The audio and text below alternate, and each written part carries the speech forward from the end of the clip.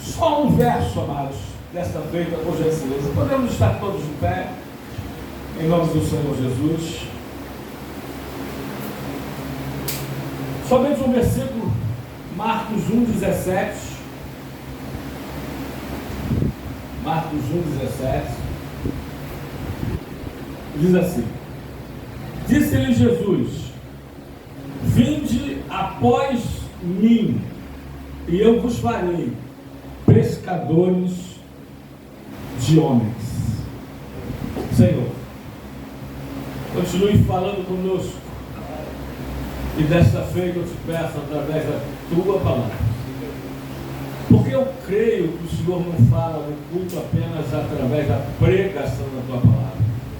O Senhor fala através dos louvores, através das oportunidades, através dos testemunhos. O Senhor fala através do decorrer de todo o culto. Mas eu te peço que agora o Senhor nos fale, Pai, de forma tremenda aos nossos corações, mediante a ministração da tua palavra. Que eu não fale nada de mim mesmo, mas pelo teu Espírito Santo. Teu Espírito Santo me ajude, me inspire, me unja para pregar, em nome de Jesus.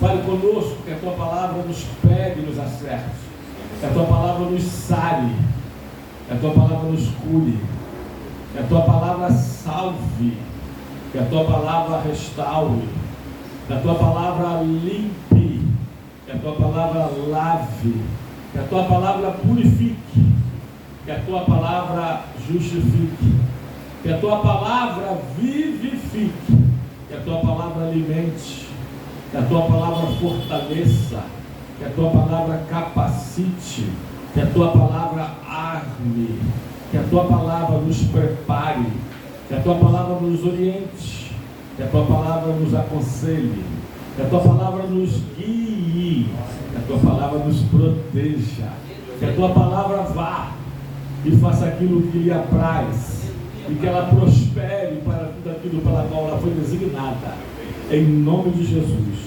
Repreenda todo obstáculo, todo empecilho, todo espírito contrário à tua palavra, em nome de Jesus. Amém e amém. Pode sentar-se, amados, por gentileza. Bom, queridos, o versículo lido é um convite que Jesus ele faz alguns convites. Este aqui é o convite para a missão, para uma missão. E é sobre isso que eu gostaria de falar nessa noite. Sobre um convite com uma missão, ou um convite para uma missão. Mas não é o único convite que Jesus faz no seu ministério. Ele faz alguns outros sobre os evangelhos, sem contar em Apocalipse. Mas Jesus, ele faz um primeiro convite, que é, na verdade, um convite para salvação, Natan. Coloca aí, livro de Mateus 11, 28.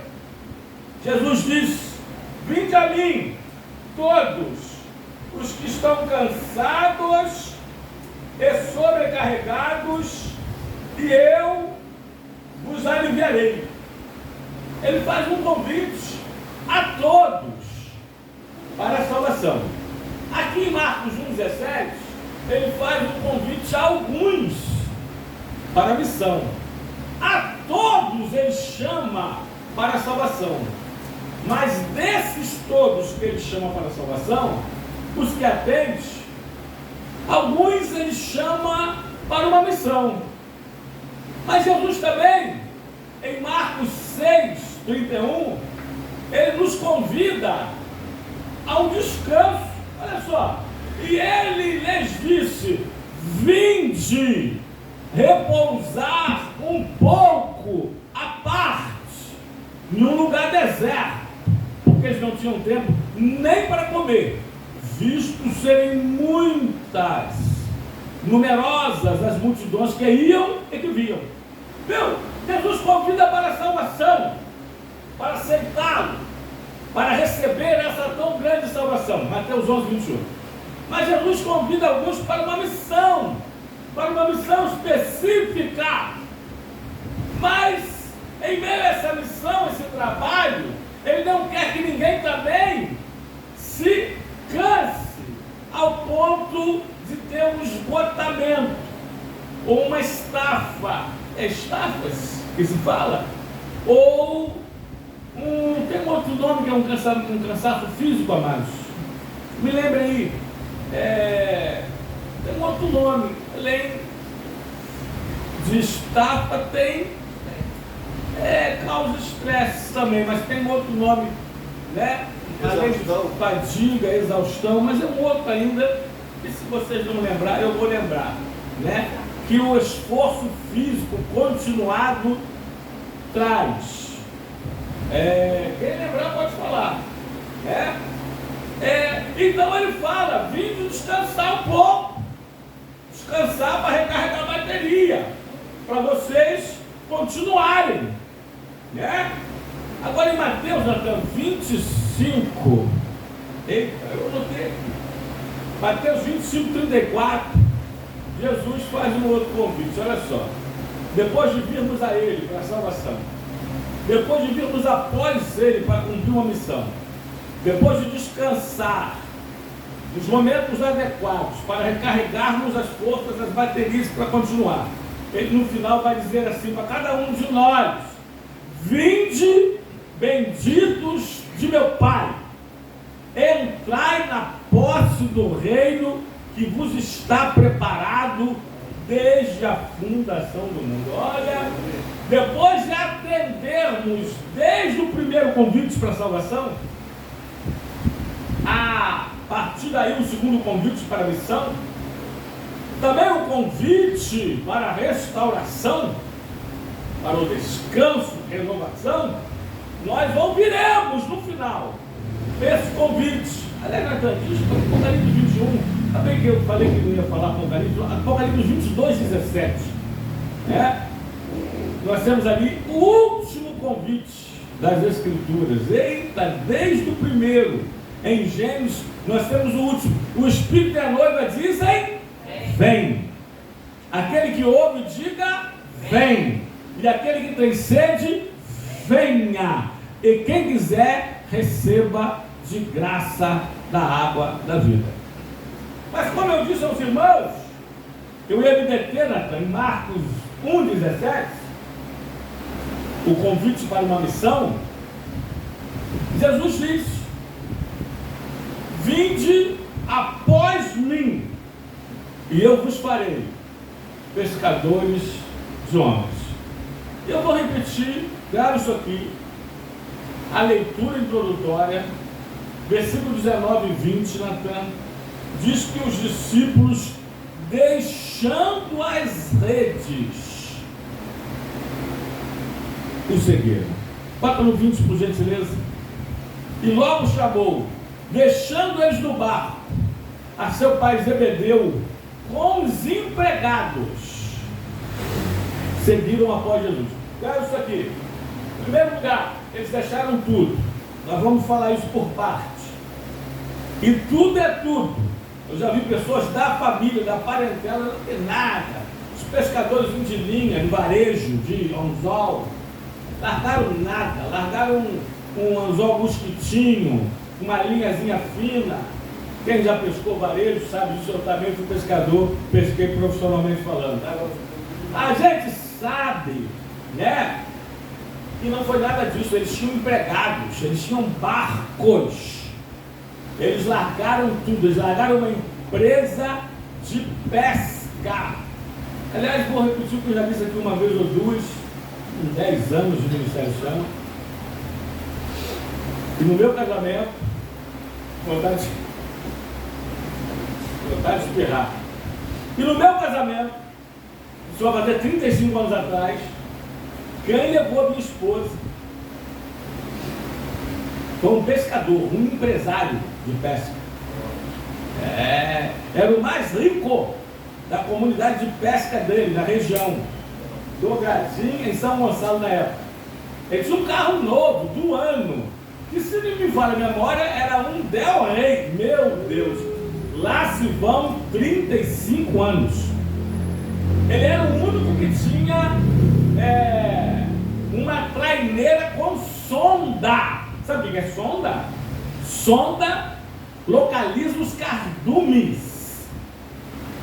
Os pescadores pararem ali o barco e lançarem a rede em cima dos cardumes, em cima dos peixes. Ele era o único, ele ficou rico. E foi ele que levou Tânia no carro novo dele. Tá? Então não pensem vocês que os apóstolos, principalmente esses 4, André e Pedro, Tiago e João, largaram uma linhazinha fina com um mosquitinho. Mosquitinho é um anzol pequenininho. Tá? Não foi não, eles largaram barcos, redes e empregados. E acredito que, segundo o texto, deixou na responsabilidade do pai de Tiago e João. Largaram tudo e seguiram Jesus. E eu vou repetir, grave isso aqui. E eles deixando as redes. Tem muito crente que precisa deixar as redes, mas as redes sociais. As redes sociais, aliás, elas sozinhas não, tá? A gente fala de uma força de expressão, de um vício de linguagem, de uma hipérbole, né? E as redes sociais têm acabado com muitos casais, com muitos casamentos, com muitas famílias, com muitos jovens, com muitas crianças. Vocês não sabem o que eu ouço no gabinete pastoral e principalmente nas consultas terapêuticas.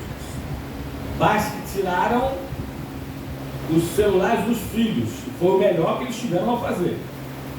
Casamentos que estão quase se desfazendo de cristãos ou de crentes por causa de celular, por causa de vícios de jogos da internet, por causa de excesso, pessoas que chegam a passar 12 a 16 horas por dia no smartphone, pessoas que vão ao banheiro e levam o celular.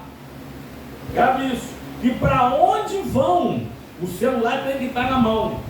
É um vício. Já existe casa, não existe casa de recuperação de drogas, drogados, alcoólatras, etc. e tal. Existem já casas de recuperação para viciados eletrônicos, para viciados em celular, na internet, que você transformou a internet em uma infernet. Amém? Mas vamos lá. Em primeiro lugar, eu gostaria de destacar aqui com os irmãos um convite e uma missão. Ó, o convite de Jesus, ele fala, chama a um relacionamento pessoal com ele.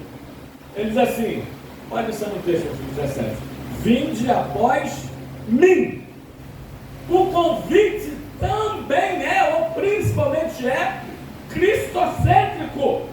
O convite é ao discipulado, o convite é a missão, mas o convite é aprender com ele e dele, como ele também fala em Mateus 11, 29, né? Aprender de mim. Portanto, o convite é cristocêntrico, é para ter intimidade pessoal com o Senhor, é para conhecê-lo. Grave isso aqui, irmãos. Eu falo isso com respeito, com cuidado e com cautela, porque já dizia a minha vovó, que descansa no Senhor, é lógico que é avó, né? Mãe do meu pai está com 97 anos, se ela estivesse viva, né? Estava com quanto? Você vai ter o livro de recordes, né? E ela dizia, a sua também, a sua vovó, as vovós e os vovós, paternos e maternos, já diziam que canja de galinha e cautela não faz mal a ninguém. Portanto, o convite é cristocêntrico, é para vir a Cristo, não a Maria. É para vir a Cristo, não a Pedro. É para vir a Cristo, não a Paulo. É para vir a Cristo, não a Tiago. É para vir a Cristo, não a Tomé. É para vir a Cristo, não a Judas Tadeu. O convite é para vir a Cristo, não a Isabel. É para vir a Cristo, não a Aparecida. É para vir a Cristo, não às igrejas. É para vir a Cristo, não aos centros. É para vir a Cristo, não ao salão. É para vir a Cristo. O convite é: vinde após mim. O convite é cristocêntrico. O convite primeiro é para conhecê-lo, é para comungar com Ele, é para ter comunhão com Cristo. Sim, é para ter um relacionamento pessoal com Ele, é para ter intimidade espiritual com Ele. O convite é para orar a Ele, é para louvar a Ele, é para adorar a Ele, é para ler a palavra dEle, é para ouvir a palavra dEle, é para falar da palavra dele. O convite é para vir a Cristo, é cristocêntrico, sim, é a Ele. Não é para vir a uma religião, mas para uma relação, para um relacionamento com Deus. Ele diz, pode me dar som, por gentileza: vinde após mim. Vinde após mim.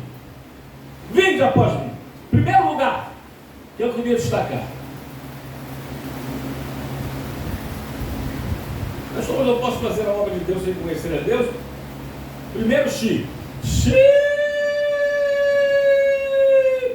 tem alguns que tentam. Aliás, eu já disse que você pode fazer a obra de Deus. Grave isso aqui. Eu vou falar de forma mais, com trocadilhos de palavras melhor. Você pode servir a obra de Deus sem servir ao Deus da obra. Isso pode. Já conhecemos alguns, né, pastor Maria? Mas o que você não pode, o que é impossível, é você servir ao Deus da obra sem servir a obra de Deus. Eita, eu vou repetir. Você pode servir a obra de Deus sem servir ao Deus da obra. Mas é impossível você servir ao Deus da obra sem servir a obra de Deus. É impossível. Mas como que alguém pode servir a obra de Deus sem servir ao Deus da obra? Pode fazer para aparecer, pode fazer para receber lisonjeiros, pode fazer para receber tapinha nos ombros, pode fazer para receber admirações, para ser nomeado. Mas não está fazendo para Deus, está fazendo para o homem. Está fazendo para ele mesmo, para receber reconhecimento. Por falar em receber reconhecimento, irmãos, muitos crentes, desses 40 milhões que estão desigrejados, segundo o IBGE, cantaram aquele louvor assim: eu não quero ser reconhecido por ninguém. E saiu da igreja reclamando que o pastor não reconheceu. A igreja não me reconheceu. A liderança não me reconheceu. Os irmãos não me reconheceram. Mas você não cantava: eu não quero ser reconhecido por ninguém. A tua glória é fazer, como é que é? Que conheçam a ti, e que eu diminua e tu cresça. Mas cantaram tanto, saíram reclamando que não receberam o reconhecimento. Amém? Então você pode fazer a obra de Deus, você pode servir ao Deus, a obra de Deus sem servir ao Deus da obra. Mas é impossível servir ao Deus da obra sem servir a obra de Deus, sem fazer a obra de Deus.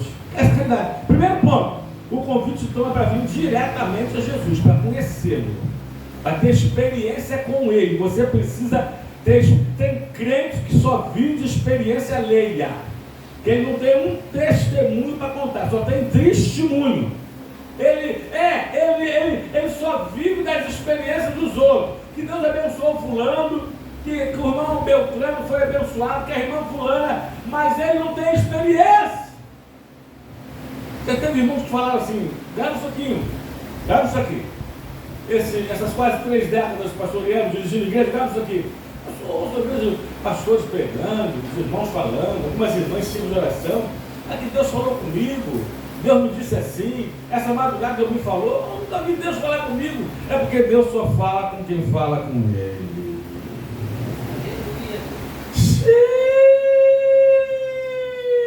É porque Deus só fala com quem ele sabe que vai ouvi-lo. Eu já falei aqui. Você passa com uma pessoa, fala com ela não fala com você. Você passa no outro dia na rua, fala com ela, opa, bom dia, e aí? Boa tarde, boa noite. Ela não fala com você. Você passa, vê aquela mesma pessoa, você fala com ela, oi, ela não fala com você. Uma hora você vai fazer o quê? Você não vai falar mais, você não vai falar, Deus só fala com... Hã? Na segunda você... Deus só fala com quem fala com ele, Deus só fala com quem ele sabe que vai ouvi-lo. Não é? Entendeu, amados? Então é isso. Então, em primeiro lugar, intimidade com o Senhor. O convite é pessoal. É para um relacionamento pessoal com Jesus. Vinde após mim. Segundo lugar, gostaria que você estivesse acompanhando. O convite também fala de um rompimento com o passado. Verso 18, meu filho. Diz, então eles deixaram imediatamente as redes e seguiram a Jesus. O convite primeiro requer você vir a Jesus, a Ele, pessoalmente, a conhecê-lo, a ter experiência com Ele, a conversar com Ele. Duas coisas primordiais, dentre outras, é a oração que você fala com Deus e a leitura da palavra, onde Deus mais fala com você. Não há amizade, não há relacionamento sem comunicação, sem diálogo. Eu falei diálogo, não é monólogo. O que é monólogo? Eu conheço um casal e só a mulher fala, o marido ouve, só a mulher fala, o marido ouve, só a mulher fala. Quando ele vai falar, conheço também outro casal, Idade. Por sinal, ele é pastor, só ele fala, a mulher ouve, só ele fala, a mulher ouve. Lembra também quem é, né? Quando a mulher vai falar, ele interrompe. Eu falei, mas rapaz, deixa sua mulher falar, rapaz, você vai matar sua mulher. A mulher tem cerca de 20 mil palavras para falar por dia. Você não deixa ela falar uma. Então isso não é diálogo, isso é monólogo. Isso não é relacionamento. Isso não é comunicação. Todo relacionamento sadio tem que ter uma comunicação saudável. Amém, amados? Então nunca deixe a oração e a leitura da palavra. Eu poderia acrescentar outros de importância também grande, como a congregação. Aliás, na congregação, na assiduidade aos cultos, na frequência à igreja, você tem essas duas coisas aqui juntas. Oração, que aqui nós oramos, e tem palavra, que é a pregação da palavra. Porque vocês já aprenderam aqui que para ser culto tem que ter o quê? No mínimo 3 coisas. Quais são mesmo? Para ser um culto tem que ter 3 coisas. Quais são? Adoração, oração e pregação. Se não tiver, não é culto, é reunião, é agrupamento, é juntamento de pessoas, de gente, é clube social, mas não é culto. Amém, amados? Não existe culto sem adoração, não existe culto sem pregação, não existe culto sem oração. Então, em segundo lugar, o convite fala de um rompimento com o passado e largando ele as redes. A gente precisa ver, analisar o que nós precisamos deixar. Aliás, irmãos, seguir Jesus é deixar todo o seu passado, entregar todo o seu presente e receber dele todo o seu futuro. Eita! O azeite que desceu hoje na área de manhã passou para mim agora, viu? Receber a Cristo é deixar todo o seu passado. Amém? É recebê-lo em todo o seu presente e confiar nele para todo o seu futuro. Então, quando vinha Jesus, vocês sabem disso, né? A maioria aqui. Eu costumo, irmãos, sério mesmo, eu costumo, mal comparando, eu era uma mala sem alça, sem rodinha, pesada, de papelão e na chuva. Meu Deus! O jovem todo revoltado, todo viciado, todo delinquente, todo errado. jogo bagunçado, Paulinho, essa é a verdade. Jesus me aceitou assim, com tudo que eu era e com tudo que eu tinha. E Ele me transformou nisso que vocês estão vendo aqui hoje. Eita! Admira com moderação. Amém? Eu já contei uma história aqui, hein? Sem Jesus, conheci algumas pessoas naquela fase do mundo, do submundo. Passaram-se mais de 10 anos. 2 pessoas me viram, eu as reconheci, que elas estavam as mesmas pessoas, 10, 12 anos mais velhas, e elas não conseguiam me reconhecer. Eu falei, fulano, você está em algum lugar? É você? Eu falei, sou eu, Eduardo. Mais de 10 anos? Você parece que está 10 anos mais novo. Isso é Jesus, irmãos. Jesus rejuvenesce. Naquela época, 10, 12 anos atrás, estava 10, 12 anos mais novo, não estava? Cronologicamente falando, mas psicologicamente falando, mentalmente falando, fisicamente, aparentemente falando, eu estava 10, 12 anos mais velho. Porque Satanás, ele envelhece, ele acaba. O homem sofre na mão de Satanás mais do que o cachimbo na boca de bêbado, irmãos. Essa é a realidade. Todo maltrapilho, todo fedorento, cabelo todo desgrenhado, sujo. Sabe isso? É por isso que as pessoas não me reconheceram quase 12 anos depois. Porque Jesus, irmãos, aliás, em Cristo Jesus nós somos o quê? Novas criaturas. 2 Coríntios, capítulo 5, versículo 17. E livro de Isaías, capítulo 53, 4 ou 5, diz que nós somos o quê? Sarados. Eita, você é sarado. Em Cristo Jesus você é sarado. Eita, Jesus, como é que vocês gostam, viu? Você é sarada em Cristo Jesus. Jesus transforma de dentro, mas para fora. Ele transforma lá de fora também, né? Então ele diz, olha, esse convite tem que vos fazer deixar o seu passado, largar o passado para trás, como Paulo diz em Filipenses 3, né, 13 a 14, esquecendo-me das coisas que para trás ficam, avanço para as que adiante de mim estão. Então que é Isaías 43, 18, e eu vou ler também o 19, diz assim, não vos lembreis das coisas passadas, nem considerei as antigas. 18, porque eis que eu faço uma coisa nova. É isso, irmãos. Vocês acham que se eu estivesse sem Jesus, eu estaria assim no puro suco, hein? No puro suco, como estou aqui agora?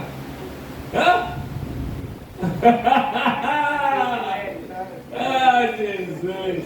Semblante caído, um homem triste, irmãos, vencido pelo pecado, escravo do diabo. O diabo faz de peteca. O diabo, primeiro numa casa, ele é convidado. Porque, escuta, vamos acabar com esse tabu que o diabo arromba coração, põe porta-barra. Efésios 4, 27, Natan.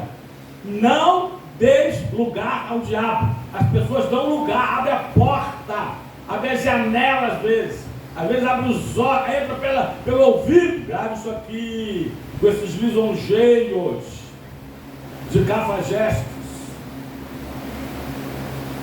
de Dom Juans do diabo, do inferno. Grave, conselho de pastor.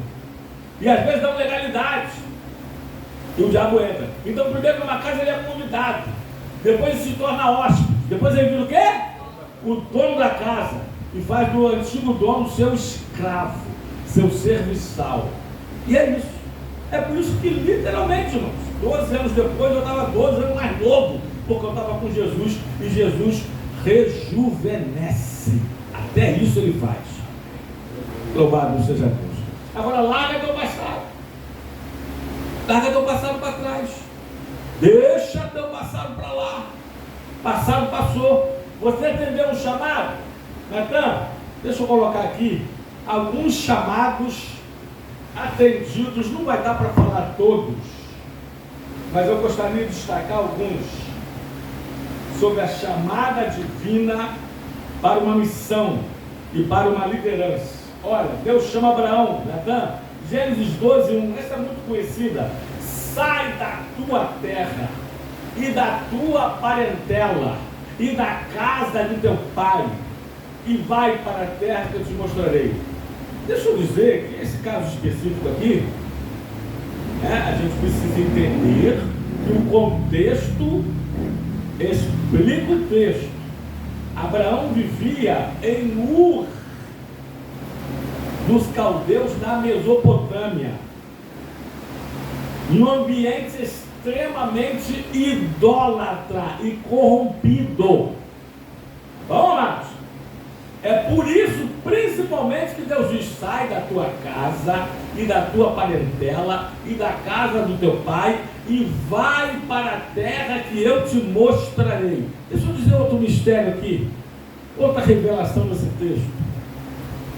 Deus só vai te dar algo novo se você primeiro abrir mão do velho. Sempre quando nós deixamos uma coisa que não é de Deus nas nossas vidas, Deus nos dá uma nova coisa que é dele para as nossas vidas.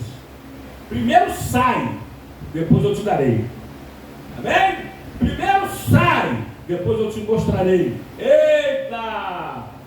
Está aprendendo? Pegou a visão? Outra chamada na tão divina para a missão está em Êxodo 3:10. Deus chama Moisés. Todos esses Deus chama para uma missão. Vem agora, e eu te enviarei a Faraó, para que tires o meu povo, os filhos de Israel, do Egito. Antes desse texto, a partir do versículo 1, Gênesis 3:1, Deus aparece a Moisés, é a chamada de Moisés, ou o chamamento de Moisés, no meio da sarça ardendo, que pegava fogo, mas não se consumia. E Deus, no meio da sarça, fala com Moisés, chama para Moisés. Nós destacamos o 10, que é a missão que Deus dá a Moisés: voltar ao Egito e tirar o povo dele das garras de Faraó. Outro Natan é Gideão, Juízes 6:14. Sim, Gideão, Israel estava sofrendo na mão, sabe de quem os inimigos? Qual eram? Deixa eu ver se aqui é texto da palavra mesmo. Na mão, não, dos midianitas, já quando Igor acertou lá fora, depois da varanda, quase lá na rua. Grave isso aqui. Então se virou o Senhor para ele e disse: vai nessa tua força e livra Israel das mãos dos midianitas. Porventura não te enviei eu? Se Deus mandar você ir, vá, mesmo sem perguntar para onde, mesmo sem conhecer o local, mas sabendo que você conhece e é extremamente conhecido por aquele que te guia, por aquele que te chamou, por aquele que te mandou, por aquele que vai contigo. Louvado seja o nome do Senhor. Amém? E outro detalhe: nunca coloque um ponto de interrogação aonde Deus pôs um ponto final. Amém, irmãos? Outro Natan, outra chamada, não vai dar para falar todas, mas eu queria falar sobre Eliseu. 1 de Reis 19. É esse o texto mesmo? Partiu, pois, Elias dali e achou Eliseu, filho de Safate, que andava lavrando com 12 juntas de bois adiante dele. Ele estava com a 12ª. Elias passou sobre ele e lançou sobre ele o seu manto. Bota no 20, Natan, para terminar. Então deixou esses bois, correu após Elias e disse: deixa-me beijar ao meu pai e a minha mãe, então te seguirei. Elias respondeu: vai e volta, pois já sabe o que o Senhor fez contigo. Eita! Quando Deus te chamar, lembra quando eras criança? Você lembra ainda? Lembra? Que memória boa vocês têm. Foi ontem. Quanto tempo tem isso, né? E a gente, quem tem mais de 40 então aqui sabe disso. A gente ia para a rua, a mãe chamava, a gente ouvia e fazia o quê? Fingia que não ouvia. Aí, mais novo, viu? Mais novo, esse é mais recente. Essa é da geração atual. A nossa geração, e às vezes, cara, isso aqui, a gente estava tão longe do chamado do Pai que não ouvia mesmo não. Tem gente que está tão longe de Deus, eita, que não está ouvindo o seu chamado. Mas tem gente que está ouvindo, mas está fazendo o quê? Fingindo que nem está ouvindo, como nós fazíamos. Eita! Lembrei de uma história aqui. Lembrei também do mini sítiozinho, né? Lá em Tanguá, em Embratel. Quintal grande, o pai saiu de casa pela sala, ganhou a varanda e viu o filho debaixo de uma árvore. Lá tem 12 mangueiras, né? 12 mangueiras, Tânia e Nayara. Só mangueira tem 12. Fora as outras várias. Aliás, tem uma fruta lá, uma árvore lá que muito tempo eu não vejo aqui. Duas, amora e canela. Nunca mais vi amora. A gente morava lá, comia amora da língua ficar roxa. Aí o pai viu o filho debaixo de uma mangueira. Aí o pai falou assim: meu filho, ele olhou para o pai, olha isso aí, para! O filho parou. O pai na varanda: abaixa! O filho abaixou. O pai falou: vem se engatinhando de gatinho em minha direção. O filho foi. Levanta. E o pai foi em direção do filho e o abraçou. Virou o filho e mostrou aonde o filho estava, debaixo do primeiro galho da mangueira, uma cobra pronta para dar o bote nele. Agora imagine vocês, rapaz, é uma historinha. Imagine vocês se o pai fala assim: filho, nem aí, que nem aquela pastora que tô nem aí, bem, aí o pai, abaixa, eu vou baixar nada, eu vou dar um pulo. O que aconteceu com ele? Ou então pra quê, pai? É mesmo, pra quê? Por quê? Da onde tu tirou isso? Questionando o pai. A serpente é símbolo de quem mesmo? Satanás. Serpente escorpião é outro bicho, porque a serpente ela morde pela frente, o escorpião por trás. Já é assim. Né? E o filho foi salvo. Por que o filho foi salvo? Por causa de quê? Me fala uma palavra só. Obediência. Eita, agora eu gostei. Obediência. A gente entra na escola, a gente aprende o A, B, C, D. A gente entra na igreja, a gente aprende o quê?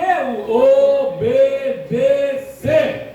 Aonde a obediência vai, bênção vai atrás. Olha lá, indiretamente, alguns vão dizer diretamente, livro de Deuteronômio, capítulo 28, a partir do versículo 1, e até o 12, né? Livro de Marcos, capítulo 16, do 15 adiante, e por aí vai. Então, deixe o seu passado, abra mão do seu passado, deixando tudo, deixando as redes. Alguns têm que deixar realmente as redes sociais, e as redes para aqueles apóstolos, né? Era o que eles tinham, mais do que eles precisavam fazer. Para terceiro lugar, irmãos, eles serem, tem, né? Mais uma sequência de versículos aqui, que só falta 10 minutos, o tempo não vai nos permitir falar. Mas para eles serem pescadores de homens. Terceiro lugar, o convite, ele fala de uma consagração do presente. Vinde após mim, e eu vos farei pescadores de homens. Repito. Pastor, eu acredito que a igreja tem algumas missões. Aliás, o pastor Marinho é muito bom nisso, mas uma das maiores missões é ganhar almas. Aliás, disse alguém certo dia que não é evangélico aquele que não evangeliza. Eita! Eu vou repetir.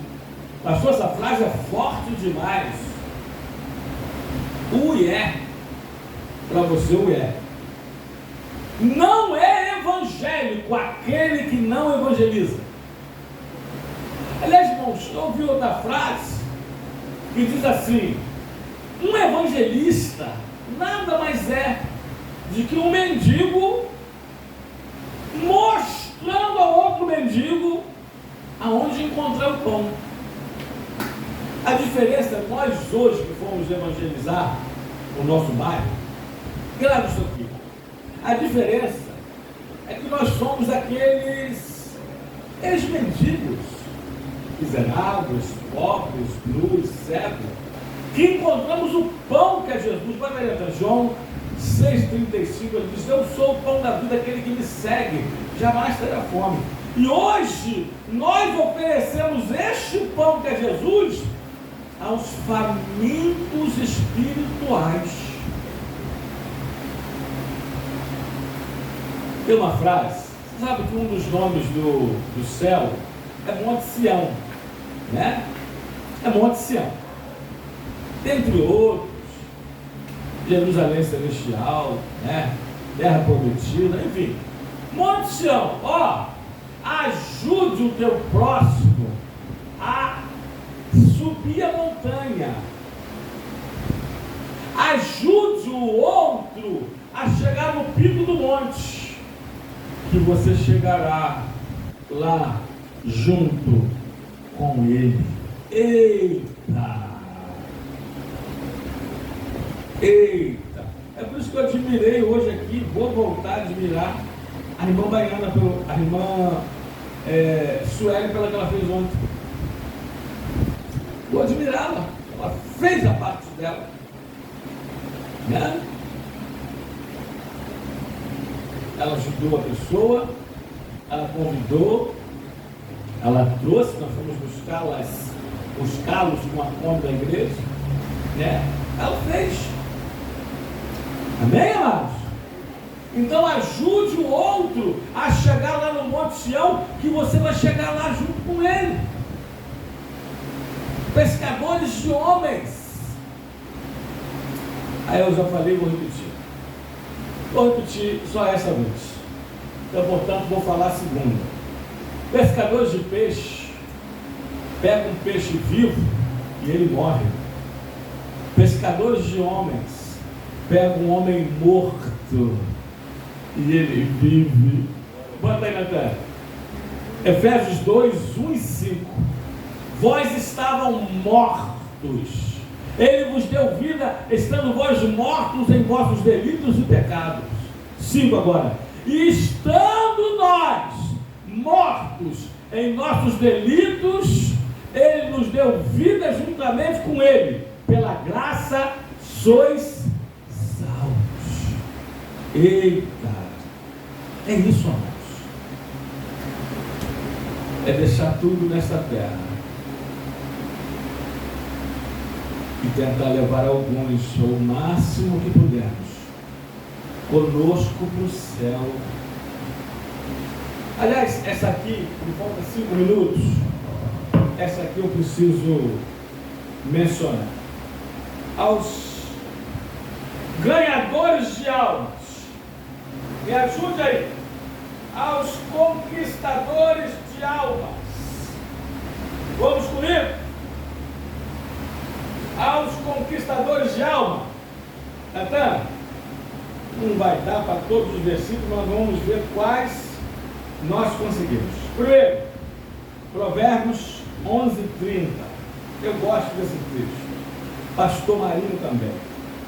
O fruto do justo é a árvore da vida, de vida. E o que ganha almas é o quê? Pode falar corrigido que vai dizer assim, aí, o que ganha almas sábio é. Olha lá, viu? O que ganha almas sábio é. Agora coloca em Daniel capítulo de número 12, versículo 3. Olha o que acontece com os ganhadores de almas, com os levadores de pão, com os carregadores de água, a água da vida que é Jesus, para dissidentar a sede da alma, que essa taça, que esse copo de água natural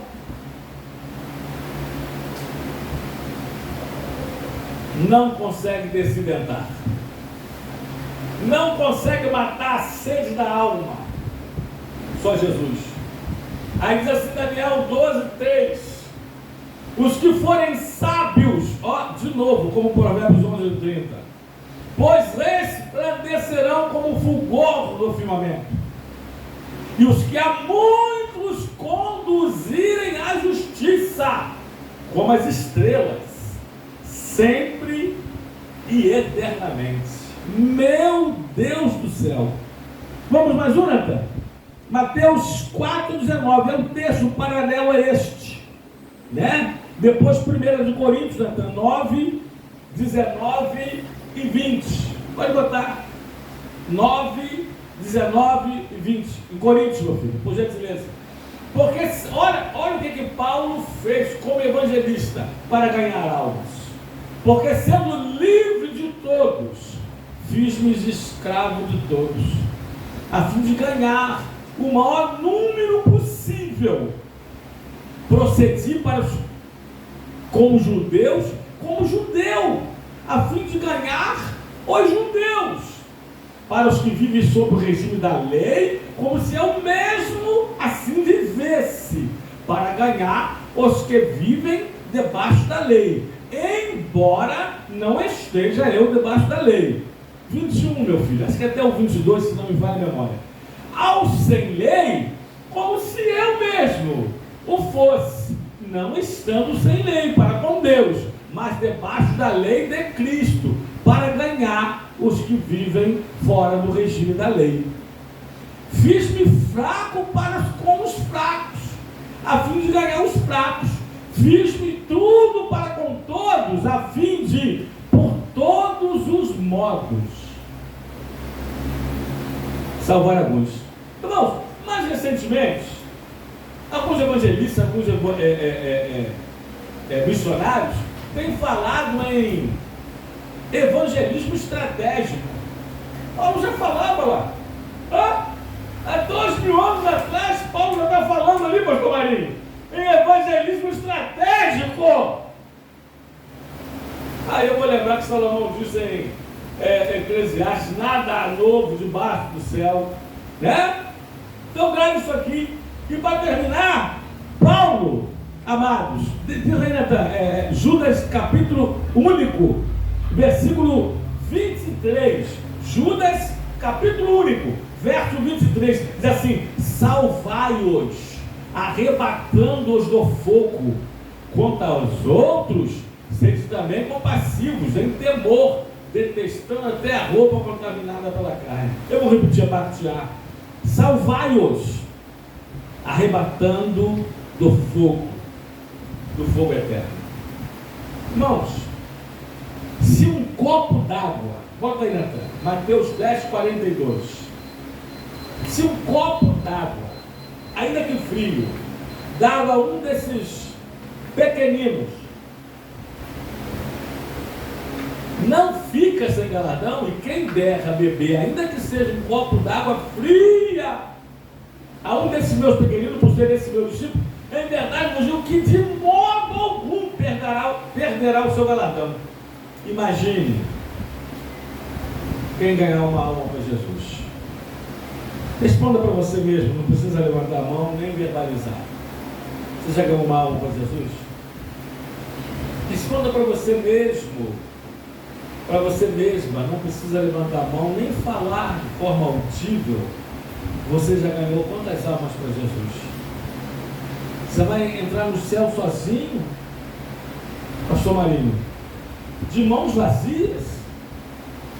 Sem um companheiro com quem você possa dizer: esse eu trouxe o Senhor para a festa do Cordeiro. Esse eu trouxe para as bodas do Cordeiro. Essa eu trouxe, Senhor. Lá embaixo era chamado de minha filha na fé, meu filho na fé. Quantas almas? Quantas almas? Quantas almas? Ovelha gera ovelha, e pastor cuida de ovelhas. Convite para uma missão. Você pode aplaudir o Senhor nessa hora? Louvado e glorificado.